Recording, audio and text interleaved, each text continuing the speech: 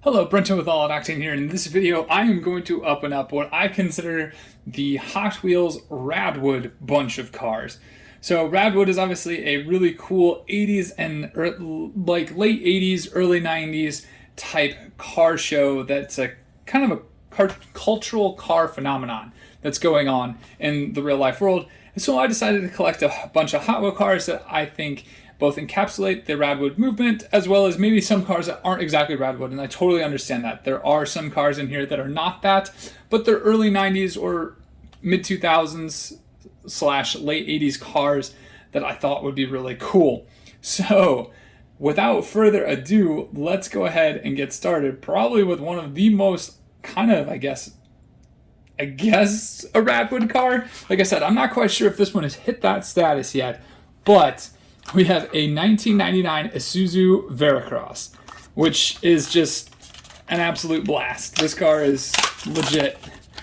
So it's cool to have it in diecast. In real life, it's kind of like an oddball. There are not many of them out there. I've seen them in real life. But there we go, an Isuzu Veracross, part of this bunch. We're going to go ahead and move on to the Jaguar XK8. One of the cars I don't think has a lot of respect yet, which is surprising to me. It's definitely, I think it was a Bond car, if I'm not mistaken, or a Bond villain car.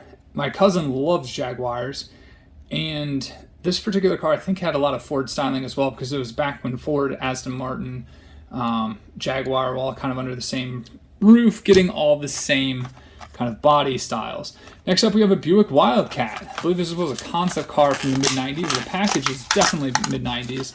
So it's either 90s, 80s, or 90s, and this thing is wild. Kind of like goes along with the Pontiac Banshee. I do have that. That one I did have as a kid. So I'll probably pull all those out at some point and kind of do a RADwood type version there. This also kind of has like a coil version of it too, like old school concept. This one I know is probably not exactly a RADwood vehicle, but it is cool. It's a custom 59 Cadillac. Kind of has a lowrider feel to it. I had a bunch of these as a kid. I had a lot of the Impalas when Mattel was doing the Impalas. I don't think I ever had this Cadillac, so it's nice to add this one to the collection, and then again someday put it side by side with all the Impalas that they used to make that looked very, very similar to this. Next up is kind of an oddball in the bunch. We have a Sid Mead Sentinel 400 limo. I really know nothing about this. It was going around in one of my groups on Facebook that I'm in. One of the local Hot Wheel groups were talking about it, and I found it on the very next buy sell trade day, so I bought it. Like I said, I think it was like 50 cents or $1 or something. It's pretty cool. It kind of has a Cadillac rear, black roof. Obviously these doors would open gull-wing style, but it does not do that on this thing. But it's bizarre, and it kind of fits the theme. Next up, we have a Corvette Coupe. So this is not to be confused with the next Corvette you see kind of off camera right there. This is a Corvette Coupe on a blue card, and this one has an opening hood. So this one was part of the main line and has an opening hood. There we go. Got it to crack. And it says orange interior, clear windshield, although it does look like it is kind of yellowing if you kind of look at that there. But it does have an opening hood, which is really cool. And I believe I have a red one of this, but I might have it in that version rather than the opening hood version. I'd have to check. I believe it's the solid hood. So the opening hood is actually really cool. I like that a lot. And it has a very similar green to one of the other Corvettes that will open up here, the 97. It's almost the same color green, which is really pretty cool. Next up, we have the Corvette. Obviously, it doesn't have much to it, but it's the same kind of casting. Well, I guess it is a little different. This one has something in the trunk. This one does not. This one has an opening hood. This one does not. This one looks like it's a three-piece interior. Oh, this one is a three-piece interior too. So, except they didn't block out the roof on this one, so you can kind of see that you can see right through the roof. Overall, pretty cool casting though. Definitely a RADwood type vehicle. A Chevy Lumina APV, all-purpose vehicle. This would have been the van, because there was a Chevy Lumina car, which would have just been the car. The Chevy Lumina was the Chevy APV Illumina van, which, I mean, man, if this isn't RADwood, I don't know what is. The Dustbuster, and I have another Dustbuster up there. Oh man, this is just, oh, it's something else. It is something else. But I'm going to skip to something then too, because my parents didn't have one of those. I had a friend who had one of those. I threw up all over the back of it one time on a road trip. I felt bad. But my parents did have one of these. This is a Ford Aerostar. We had two of these, very much part of my childhood. And the livery, they never did the liveries justice on the Aerostar. It's definitely an Aerostar for sure. And I don't think I've found another one yet that has a different look to it. So hopefully someday. But that one is definitely a part of my childhood for sure. We're going to go ahead and go to the Jaguar XK8 in red. I think the red looks way better. Cream interior, red paint. Looks a lot more luxurious. So there we go. XK8. These are surprisingly not as cheap as I thought they would be. I mean, they used to be cheap before everything happened and the car market went wild, but they're less expensive than other Jaguar models. They're about around the same kind of version as the Corvettes too, depending on the shape. All right, this thing is really bizarre, hyperliner. Like I said, don't know if it really fits the RADwood thing, but it kind of does. Has a JDM kind of feel to it.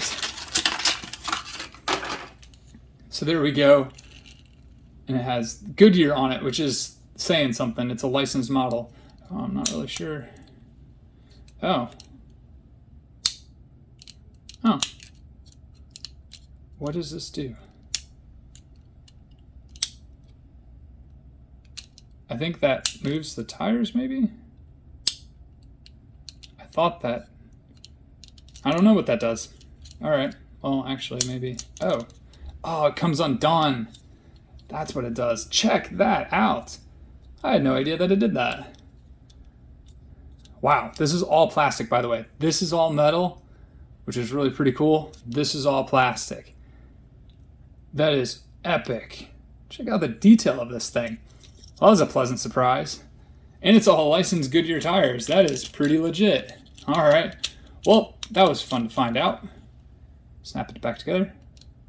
And should be good to go. There we go. Yep. Well, that was pretty sweet. That was a pleasant surprise. Well worth the $1 or whatever, 50 cents. I don't remember what I bought it for. All right, we've got a Ford Bronco. Certainly not the best livery of the Ford Bronco, and these Broncos are slowly climbing in value in real life, but it definitely fits the RADwood type colors and 80s-esque, 90s-esque, strange, bizarre lettering, blade wheels, purple, greens, pinks. They captured that time period quite well. We have a BMW 850i, again another RADwood type livery, especially as you see on the hood here when I open it. Check that out. Geometric shapes and wonky colors. How many times can I say wonky in this video? If you're bored, you can tell me. It's a wonky bunch of stuff. All right, next up we have the Dodge Charger RT, and I did write a blog about this concept because the styling cues of this concept, I think this came out in like 99 or something like that, and they are still using this design language. I mean, like, does that not look like a current Dodge Charger? You can't say that it doesn't, because it totally does. I mean, they're still using it because it's just a masterpiece. This car is an absolute masterpiece. And the original, I think, was in red. This one's in purple, but it looks absolutely stunning as well. I don't know if that fits the RADwood time period, but it's a really cool car. Next up, we have the 97 First Editions, the Corvette. It's a premier collector's model, but that's one of the packaging issues of these cars is they tend to have some poor packaging. They discolor quite quickly. The body lines in this thing are crazy, or maybe that's paint. It's kind of a body line. Very accentuated. It's a very big car. And it's much bigger than this one, but they share the same paint. A little different on this one than this one. Very close. Definitely a very 90s cut type of color for sure. We have a Lexus SC400. And, oh man, they cannot make enough Lexus. Actually, surprisingly, I think Matchbox has hinted that they're making an Acura Legend. I know it's not Lexus, but it's Honda's grown-up brand. So this SC is really cool. These cars in general are pretty cool. My uncle has an LS 400. Very nice vehicle. I like it a lot. And we have a Range Rover. I kind of was torn on whether I'm going to open this because I love Range Rovers, but you know what? It deserves to be open and free and in my display. Nice tan interior, gray paint, sits up quite hefty, blade wheels, even though it would throw mud all over the interior because you can see into the wells. But it's all good. Range Rover, very basic, but still really, really cool. Next up, we have the, I believe this is an Audi, Avis Quattro. And that is awesome. It's a concept car. I know Matchbox around the same time. Matchbox is RADwood. Oh my goodness. The Matchbox cars of the late 90s and early 2000s, all those bizarre, crazy colors, like the zebra-looking Ferrari 599 or something like that. I mean, that was, oh my goodness, such a bizarre-looking color for such a cool car.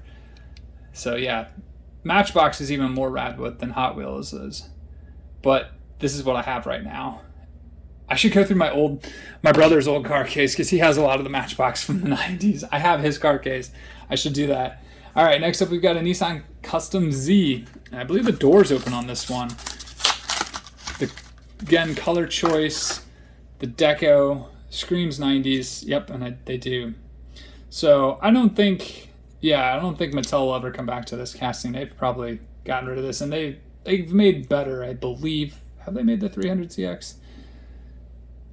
Yeah, I think they have. I don't know. But this one is proportionately all strange and bizarre, but it has moving parts, and it's very 90s-esque. So that's where I did it. We have an 80s Firebird. It still fits RADwood, I believe. Again, a lot of discoloration on the package. There we go. It still kind of fits up. This is such a plain casting. I'm not really sure. This almost feels like a McDonald's car. Do you remember when McDonald's had Hot Wheels in the 90s and their Happy Meals? That's kind of like what it feels like. Very light. There's not much to this casting. Last up is a Dustbuster. Again, another Chevy Lumina APV van. That is so cool. So kind of fitting to end off the RADwood type collection of Hot Wheels cars from the 90s, early 2000s that I was able to put together from buy-sell trade events. Hopefully you guys enjoyed this video. It was a lot of fun trying to collect all these, and again, I apologize. This actually has the same paint, and it is a GMC. So it could be a Chevy Lumina. Well, if it's a Lumina, it's a Chevy for sure. But they also had what, Oldsmobile? I think that was a Silhouette back then. They had and I don't think Pontiac had it. Did Pontiac have it? It would have been Pontiac, Chevrolet, Oldsmobile. All could have had the vans that look like this. And man, this fits. Look at this. If you want your support vehicle to chase your Corvette around, haul some tires and stuff, get your Chevy Lumina and your Corvette, and they have matching paint. And matching rims. Oh my goodness.